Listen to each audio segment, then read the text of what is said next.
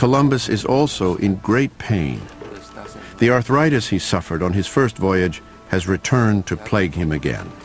The illness spreads all around his body and begins to affect his state of mind. I was on the point of leaving everything, to escape, if possible, with my life. But then, without warning, over 200 days after the voyage began, Columbus does something extraordinary.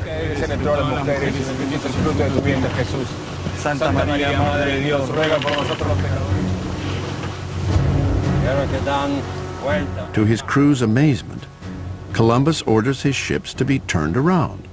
After years of deep conviction, he finally decides to give up the very reason that brought him this far. He abandons the search for the westward passage. Columbus gave up the search for the westward passage because it soon became clear that he wasn't going to find it. The Indians that he had seen in eastern Panama began to look an awful lot like the Indians he had seen along the coast of Venezuela. Furthermore, those Indians had told him that there was no water passage. Columbus changes his goal from exploration and the finding of the westward passage to exploitation by searching for gold to plunder. He sails along the coast to Veragua in what is now Panama. Indians have told him that it is awash with gold. Columbus's brother Bartolome immediately sets out on a mission into the mountains. If they can find gold, Columbus will at least have something to redeem himself with before the monarchs of Spain. And Columbus couldn't have aimed for a better place. Gold, copper, and silver grains flowed down Veragua's hills and rushed through its rivers and streams.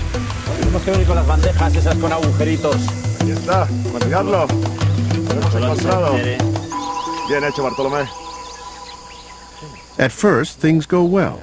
Columbus befriends the local Guayami Indians.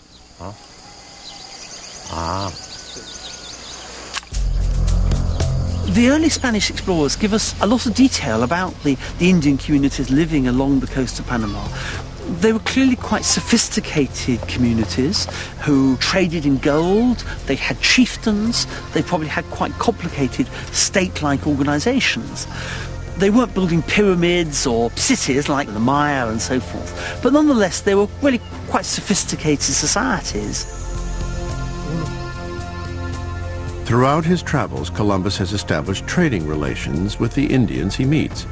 He exchanges worthless items such as broken terracotta and glass beads for gold and pearls. At first, the Guayami are happy to share their wealth. But Columbus misinterprets this hospitality as a sign that the Indians will be easy to subdue. He wants more than simple trade. Columbus wants to exploit their wealth, colonize their land, and convert them to Christianity. Even though Columbus was born in a time when the conversion of native peoples to Christianity was an expected duty, his extreme religious fanaticism set him apart from other explorers. Columbus was a man who was almost, I guess today you might call him holier than thou. He tended to wear his religion on his sleeve. He tended to pray a lot. He tended to ask his men, or indeed require his men, to pray a lot. And by the end of his life, he had become even more devoutly religious, if possible.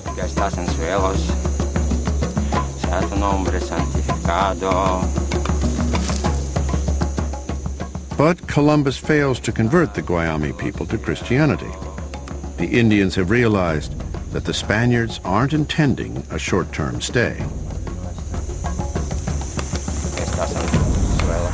And their suspicions are confirmed when, 4 months after he landed in Veragua, Columbus orders his men to push inland and search for yet more gold. His brother Bartolome has been instructed to form a colony with 80 men.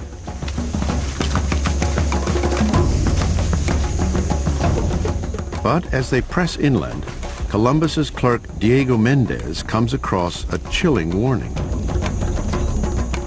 He spies Indians hidden in the jungle. They are preparing for war. The Indians in Panama were certainly more warlike than the Indians that Columbus had encountered in Hispaniola. They were more suspicious of the Spanish, and when they became suspicious, they were more capable of engaging in military attacks against them than anything Columbus had found in Hispaniola. War is about to break out.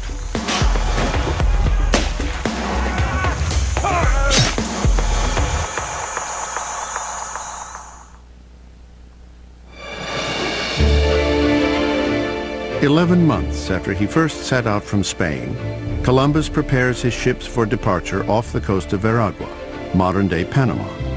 One is leaking so badly that it has been abandoned. On board the Capitana, Columbus plans his route home.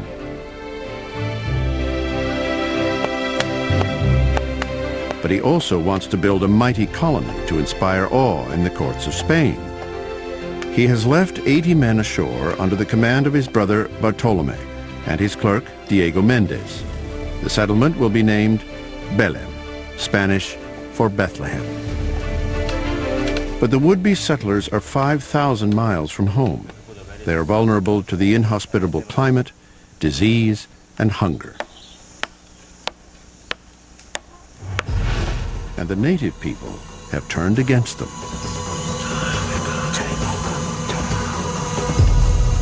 On April 6th, when it looks as if the main fleet is leaving, they launch their assault.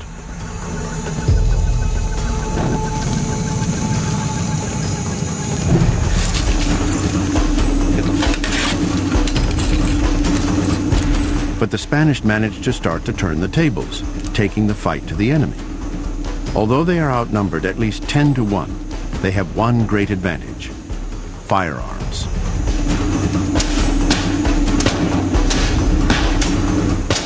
The Spanish had guns like this, the arquebus.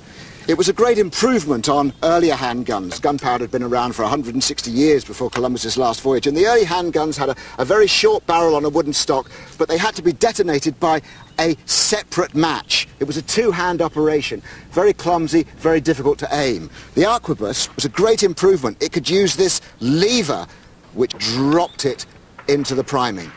I'm going to shoot at a pig carcass. It's the closest to human flesh and bone that we can get. And I want to see what sort of damage a weapon like this can do.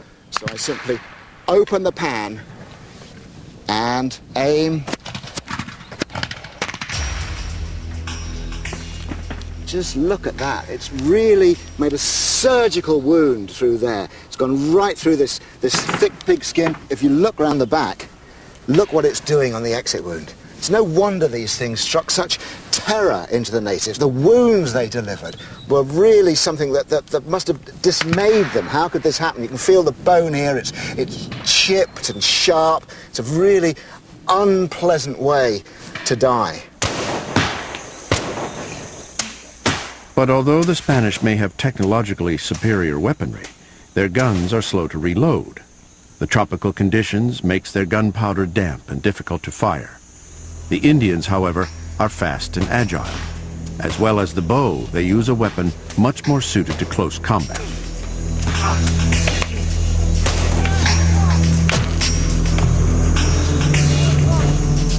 In hand-to-hand fighting, the Indians used a club like this. It's called a macana. It's made of palm wood, a very hard wood, so hard that it can even take a certain amount of edge, which helps it bite on the strike. Spanish art shows us these macana in action. The very fact that they had these means that the Indians had a culture of hand-to-hand fighting. A two-handed strike, it's got a tremendous clubbing power. Try cutting down at my head, for instance. Again, I can use the club to deflect it, and again, a two-handed swing coming into your jaw. Joints are especially vulnerable to blows with a club. I'm very agile, I haven't got armor on, so it gives me great mobility. I can get in close and use the end of it to thrust into his face, driving his nose into the back of his head. I could even take his sword off him. If you thrust at me here, using the club as a lever, I can wrench it and then take your knee out and then stove your head in. Even wearing a helmet is going to cause tremendous concussion or brain hemorrhaging. In the first attack, the Indians succeed in injuring 7 and killing 1 Spaniard.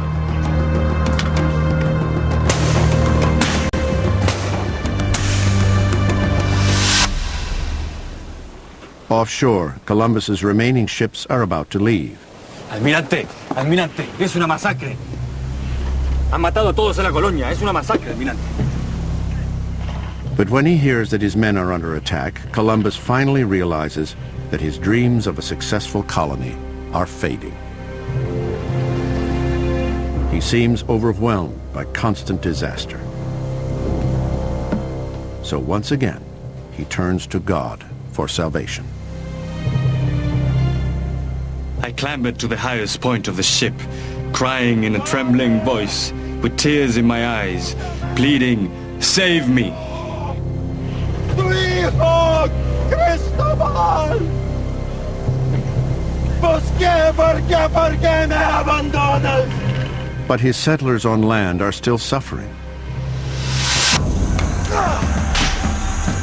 They've killed 10 Indians, but the attackers regroup and mount another ambush, killing and slaughtering indiscriminately. Overwhelmed, the survivors decide that escaping back to the ships is their only option.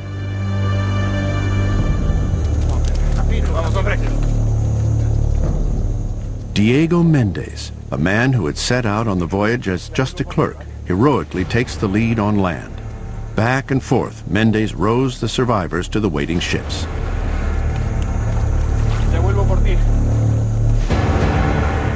Columbus's plans for Veragua are over. Columbus has no option but to return to Spain and admit that his 4th voyage has been a complete failure. The stricken ships flee from the horrors of Veragua, but the journey home will prove to be more treacherous than anything they have lived through yet.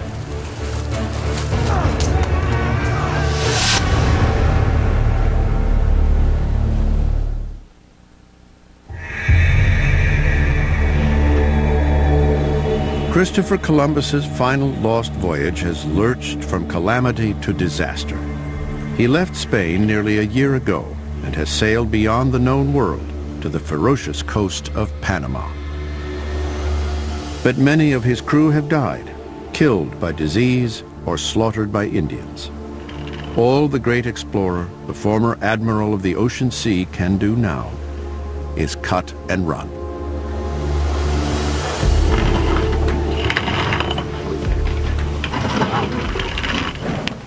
He decides to flee north. Ahead lies a vast expanse of open ocean. Columbus's hope is to catch winds that will carry his ailing fleet to Hispaniola, and from there, all the way back to Spain. But they have a serious problem they can no longer ignore. All the ships are slowly sinking.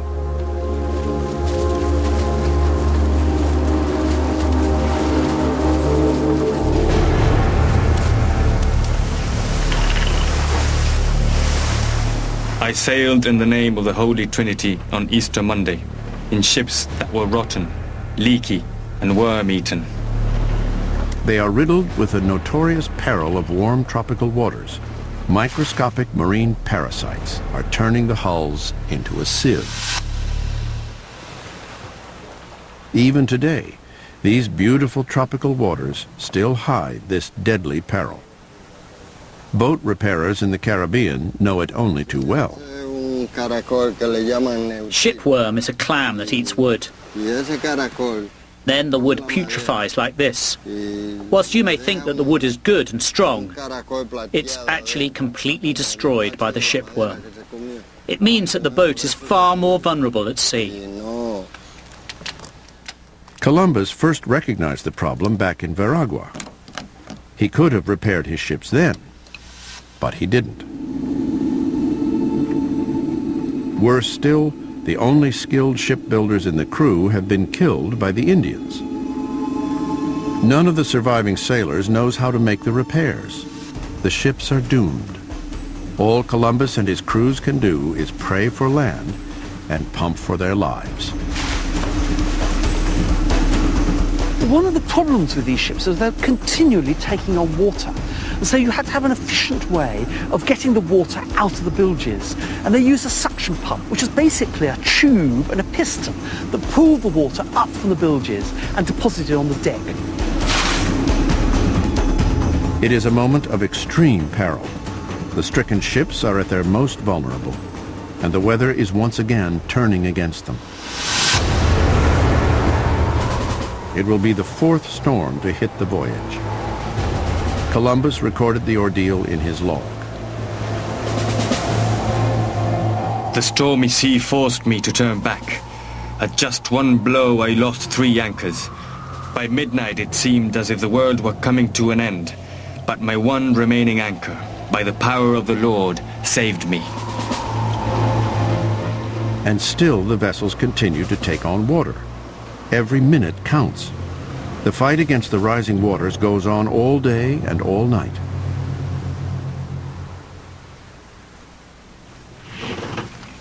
Finally, the storm passes. 6 days later, when good weather returned, I had lost all my tackle, but resumed course. The ships were as riddled with holes as a honeycomb, and the crew exhausted and dispirited. Using the maps he made on his previous voyages, Columbus attempts to guide the fleet to safety. The ships limp on just long enough to reach hospitable land. He manages to coax these 2 vessels north to the Caribbean, and so they eventually are shipwrecked on the island of Jamaica.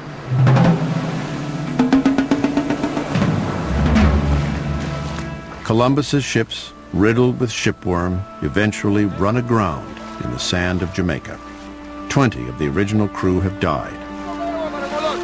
Columbus is far from the new world-conquering hero of the first voyage. One of these great footnotes about Columbus's career that most people don't know, but one of the greatest sailors of all time, basically ended his career by being marooned on a deserted island. And that was it. That was the end of Columbus's sailing days. His great challenge now is survival. But Columbus is in no fit state to command. By the end of the fourth voyage, Columbus was suffering from a number of ailments. Gout, arthritis, he could not walk sometimes. He was also affected by periodic loss of eyesight. It conceivably and probably affected his mental outlook. Columbus orders his sailors to build a makeshift camp out of the shipwreck debris. But their situation is desperate. The crew have spent nearly 2 months at sea since Veragua.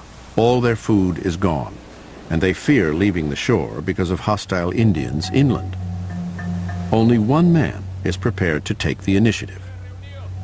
Diego Mendez first joined the crew as a simple clerk.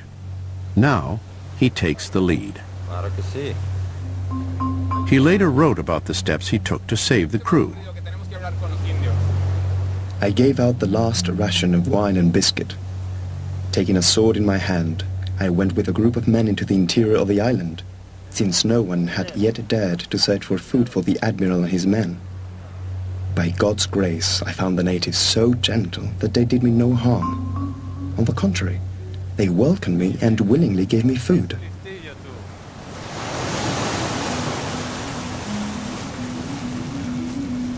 With fresh food now available for his men, Columbus can turn his attention to finding a way home. But he realizes there is very little hope of a ship arriving by chance. No vessel has passed Jamaica since 1494, 8 years ago. But now Columbus does have a plan. Based on the charts and calculations he made during the first 3 voyages, Columbus thinks he has a pretty good idea of where his crew are in relation to the Spanish colony at Santo Domingo on the island of Hispaniola. Calculating that Hispaniola lies about 100 miles away, Columbus asks Diego Mendez to canoe the last treacherous stretch to raise the alarm and bring a rescue ship. But he has effectively asked his clerk to go on a suicide mission from Jamaica to Hispaniola.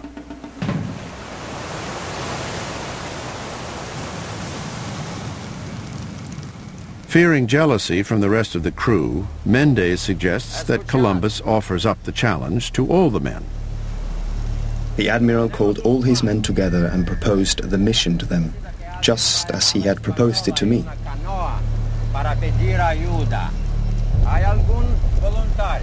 They listened, but all were silent.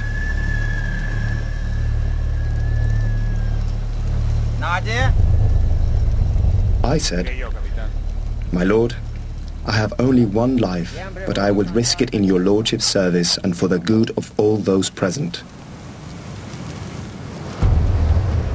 With the plan in place, Columbus sets about writing a letter to his patrons, the King and Queen of Spain. He hopes Mendez can safely deliver it.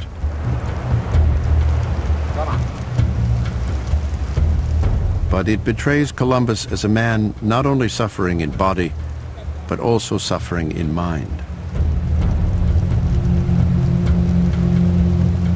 I came to serve your highness at the age of 28. And now my whole body is exhausted. I am ruined.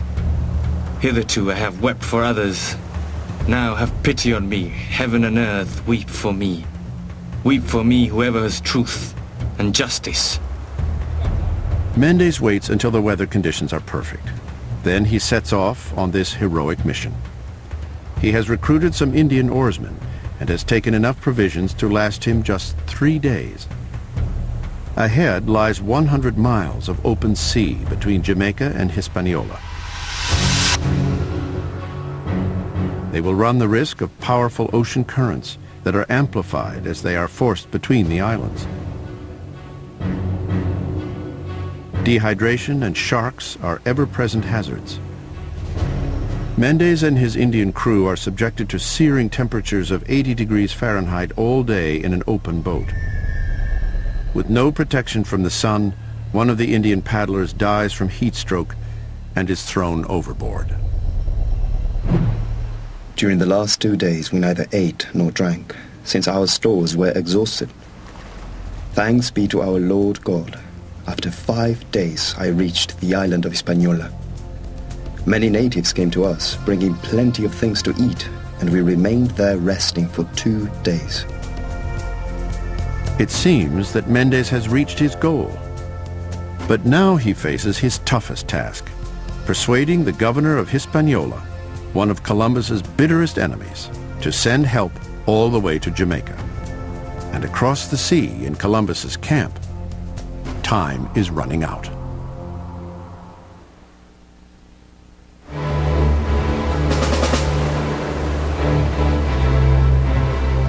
It is 2.5 years since Christopher Columbus's fleet first set sail from Spain on their Lost Voyage.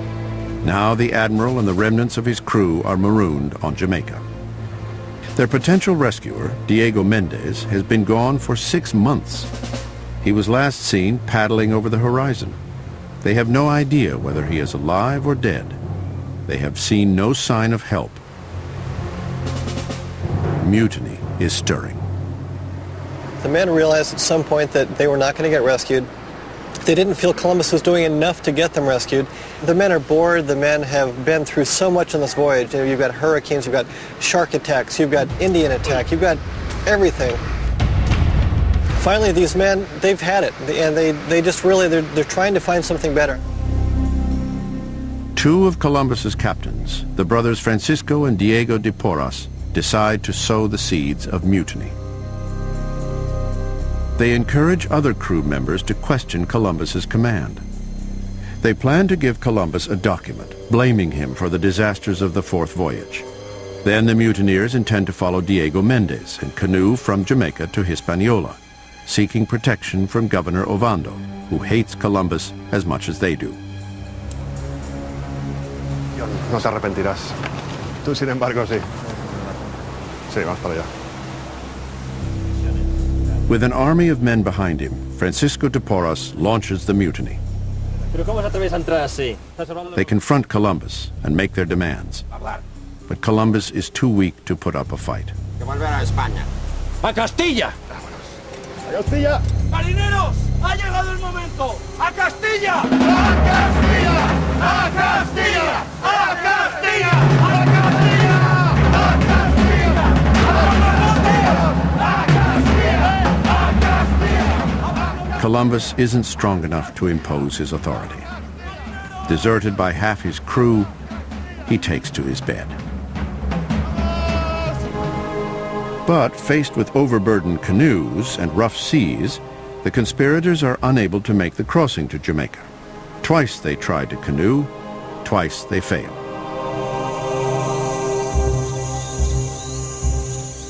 The rebels hide away in the jungle and gradually destroy the friendly relations Diego Mendez so carefully nurtured with the Indians. The Porras brothers rape Indian women, steal the Indians' food, and turn the Indians against Columbus too.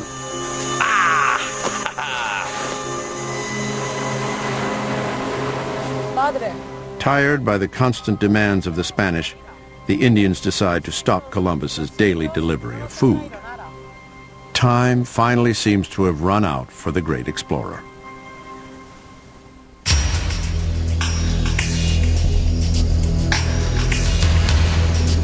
Columbus's only hope of rescue, Diego Mendez, is over 100 miles away in the jungles of Hispaniola. He's hunting for the governor, Nicolas Ovando, hoping to persuade him to mount a rescue mission. But there is a great history of hatred between Columbus and Ovando. It was Ovando who refused Columbus a safe harbor from the hurricane earlier on the fourth voyage. Now, Ovando will snub Columbus once again. I found Governor Ovando. He kept me with him in the jungle for 7 months. Ovando is far too busy to help Columbus. He is fighting a brutal war with the Taino Indians. He burned, hanged, and slaughtered 84 native leaders. He even killed the great chieftain, the Lady Nakaona. Across the sea, Columbus has one final idea to save himself and his crew.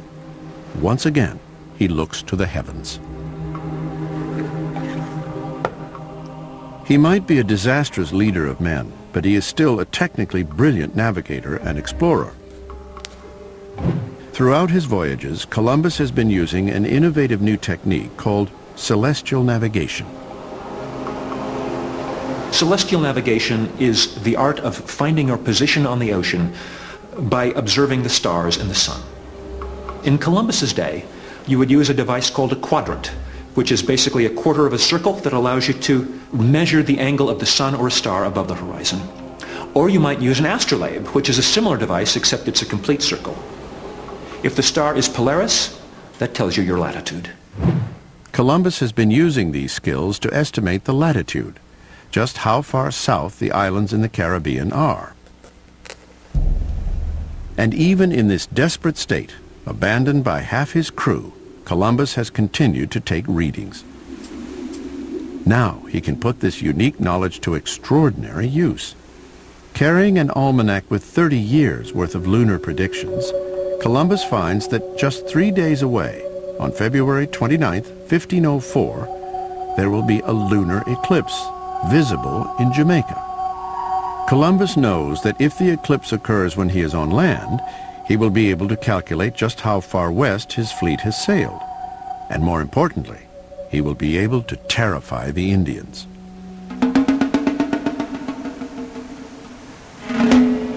Bien, bien. Columbus tells the islanders that his God is angry with them for refusing him food. The heavens are about to send a most terrible sign of the wrath of God.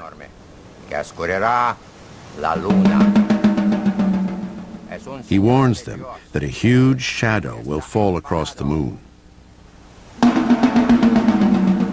With a 13-month lunar calendar and superstitious mythology, the idea of the moon producing signs from God isn't hard for the Indians to believe.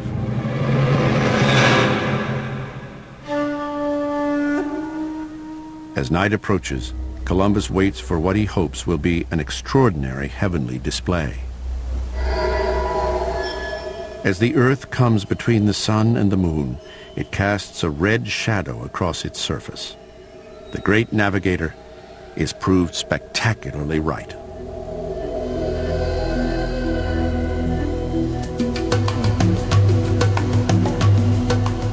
Columbus predicted a lunar eclipse and it actually happened, the Taínos must have been very frightened of him, believing him to have the powers of Baique, which is similar to what we would call a shaman. The Baique's symbol was the moon, and Columbus had controlled the moon. Now you've got to remember that a Baique was so powerful that in order to kill him, you not only had to stop his heart from beating, but you had to gouge out his eyes and cut off his private parts. Columbus's son Fernando recorded what happened next. The eclipse began at the rising of the moon and became greater as she ascended. The Indians took heed and were so frightened that with great howling and lamentation they came from every direction laden with provisions, pleading that the admiral intercede to God on their behalf. But all Columbus's genius has done is buy food and time. He still desperately needs to be rescued.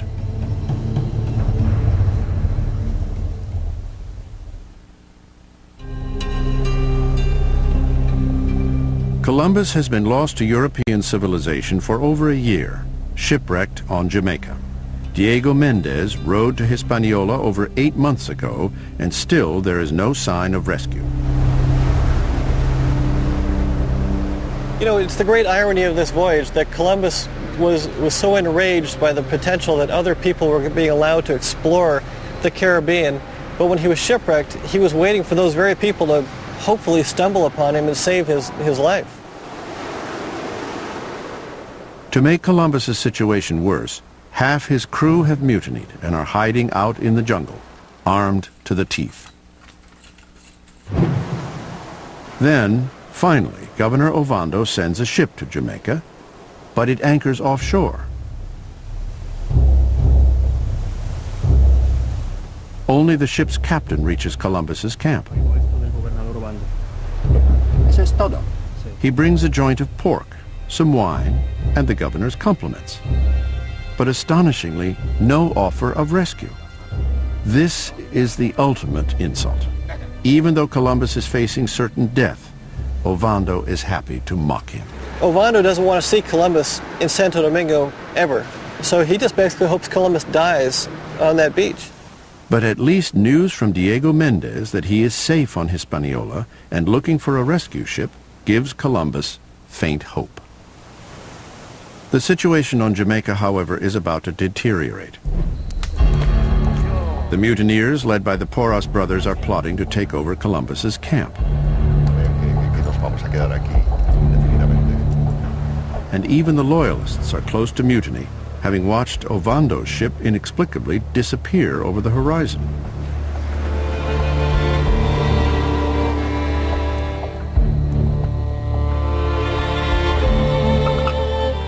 When Columbus sends a messenger to make peace with the mutineers, this only provokes them further.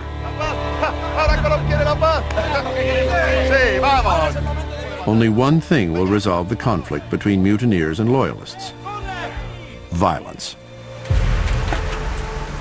Columbus's brother Bartolome hears that the Porras brothers are on their way, ready to make war. Deputizing for Columbus, as so often before, Bartolome quickly arms those men still strong enough to fight. Having taken on Columbus's mantle, Bartolome realizes that his brother's entire name and reputation depend on him. It is a fight he has to win.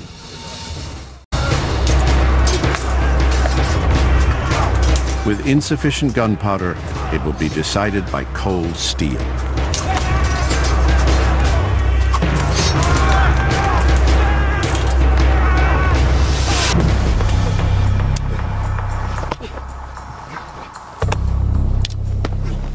When Bartolome faced down the rebels, he did so in hand-to-hand fighting. We're told there were no arquebuses, there were no crossbows.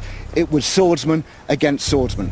The Spanish sword, very similar to the medieval sword that it came from. It's a broad blade with two edges and a point. It's balanced at the end by a pommel which can be used to bludgeon. And they used a large round shield called a target. The Loyalists succeed in removing many mutineers from the field. Eventually, the only men still fighting are Bartolome and Francisco de Porras.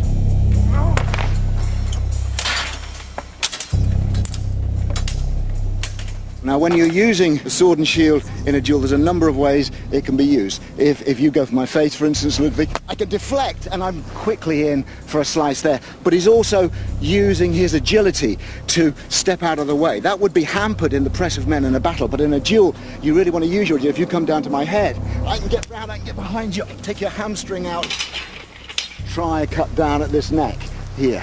I can come in there, I can take you off guard with a pommel in the face, and I can use a knee to get you to the ground. They use body checks, kicks, anything, and that's what happens. Bartolome proves to be the stronger of the two and overwhelms Porras. But in this crucial moment, Bartolome decides to spare him. With their leader beaten, the mutiny is finally over.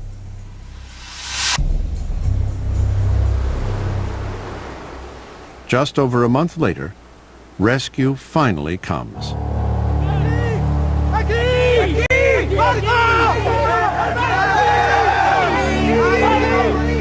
A caravel sent by Mendez reaches Jamaica. Incredibly, after all their ordeals, 110 of the original 140 crew members have survived. Now, at last, they are going to Hispaniola. But because of strong winds, they will be forced to stop on the way. A journey which took Diego Mendez just 4 days in a canoe will take Columbus and his battered sailors a total of 45 days in a caravel. Unable to face a further lengthy voyage back to Spain, many of the sailors choose to remain forever on Hispaniola.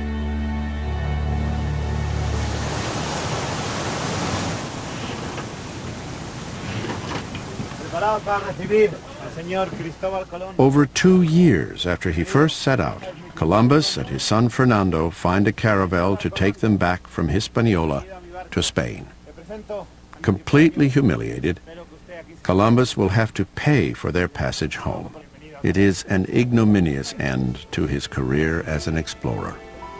By that time, Columbus had essentially failed in every effort that he had set out to do. He had not found a voyage to Asia. He had not been able to establish a viable set of colonies as he had hoped. He had not found the great harbors teeming with ships, the commerce of Asia. To that extent, I think it's easy to understand the disappointment that Columbus felt at the end of the fourth voyage. Columbus spent the rest of his life trying to regain his rights to the New World, taken away by the monarchs of Spain. But nothing was restored. For Columbus, the fourth voyage was a disaster. He has failed to save his reputation or his fortune.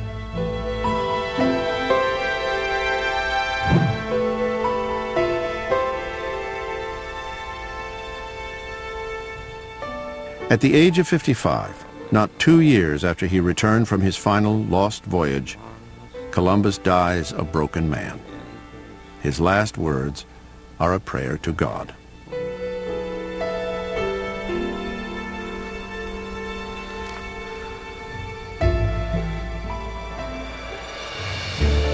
Columbus's heirs persistently pursued the family's lost rights to the New World.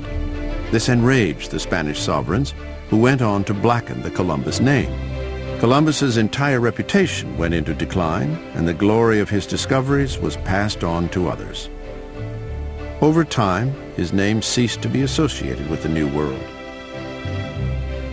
Instead, America was named after Amerigo Vespucci, who wrote in 1505 of his own voyages to the New World. In less than 2 decades, the truth about the westward passage would finally come to light. In 1523, Vasco Núñez de Balboa would lead an overland expedition across Panama to the Pacific. And in 1519, the Portuguese explorer Ferdinand Magellan found the true westward passage to the east.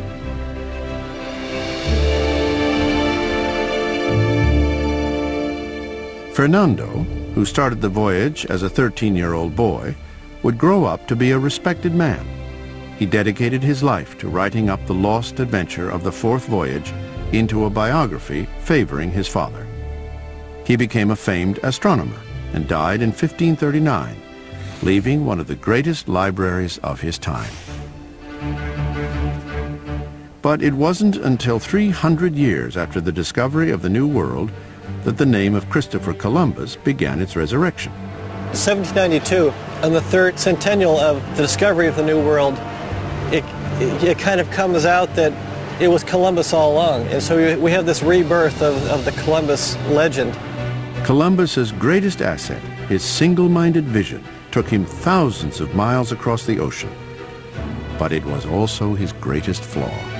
Columbus, to his dying day, believed that the discoveries that he had found in what we now call America were, in fact, somewhere in the Far East.